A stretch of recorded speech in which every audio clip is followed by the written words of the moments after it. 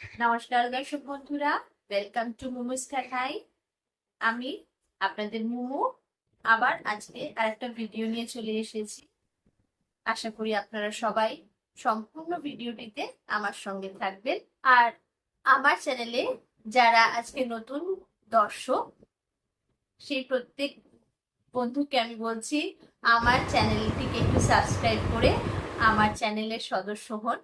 আমার চ্যানেলে আমি 81টার মতো ভিডিও রেসিপি নোট করা আছে। সেগুলো অনেক চেনা, অনেকগুলো অজানা, অনেক কিছু নতুন আছে রেসিপি, যেগুলো আমি অত্যন্ত সোজাভাবে ঘরোয়া উপায়ে করেছি।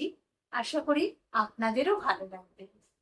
তো আপনারাও আমার সঙ্গে থাকবেন এই আশা নিয়ে আজকে সবাইকে আমার চ্যানেলে স্বাগত জানিয়ে আমি আজকের ভিডিও শুরু করছি। আজকে আমি আপনাদের সঙ্গে পনির রোলের রেসিপি শেয়ার করব।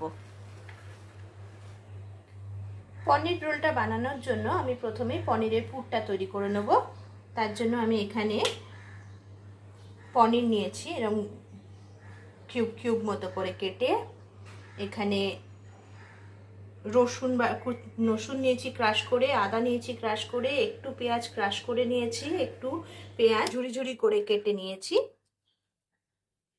এবার আমি কড়াই তেল বসিয়ে দিয়েছি, এটাতে পনিরটাকে একটু ফ্রাই করে নেব। পনিরটাকে তেলে ছেড়ে দিয়েছি। পনিরের কালার একটু আনার জন্য খুব সামান্য পরিমাণে একটুখানি হলুদ দিয়ে দিচ্ছি, আর পনিরের ভেতরেও যাতে টেস্ট যায় তাই জন্য খুব সামান্য পরিমাণে একটু নুন আর একটু চিনিও দিয়ে দেব। পনির ভাজার তেলের মধ্যে আমি একটু ক্যাপসিকামও লম্বা লম্বা করে কেটে ভেজে নিচ্ছি। ক্যাপসিকামটা ভাজা হয়ে গেছে, এবার আমি আমার ঝিরি করে কেটে রাখা পেঁয়াজটা দিয়ে দিয়েছি। এটাও একটুখানি তেলের মধ্যে আসলে আমার ক্রাশ করে রাখা রসুন, আদা, পেঁয়াজ, লঙ্কাটা দিয়ে আবার নাড়াবো।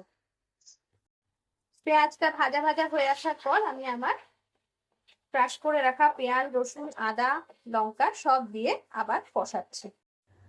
আদা, পেঁয়াজ, রসুন দিয়ে কষানোর পরে এবার আমি গুঁড়ো মশলা অ্যাড করব।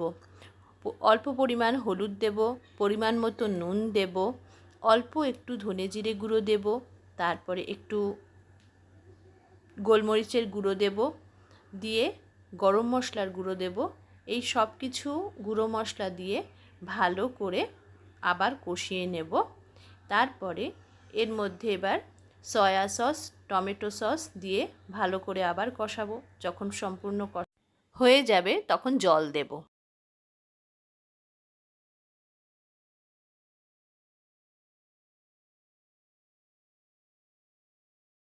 এবার আমি ভেজে রাখা পনিরগুলো এর মধ্যে দিয়ে দিলাম।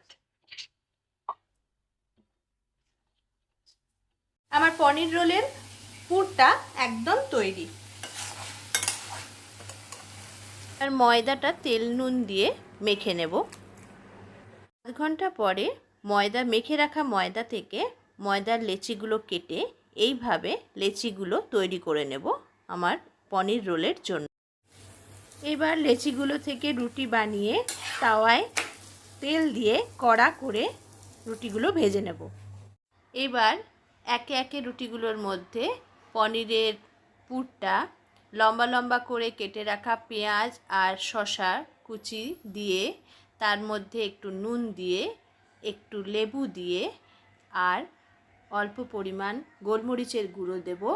তারপরে টমেটো সস দিয়ে রোলটা তৈরি করে কাগজে র্যাপ করে করলেই হয়ে গেল আমার পনির রোল।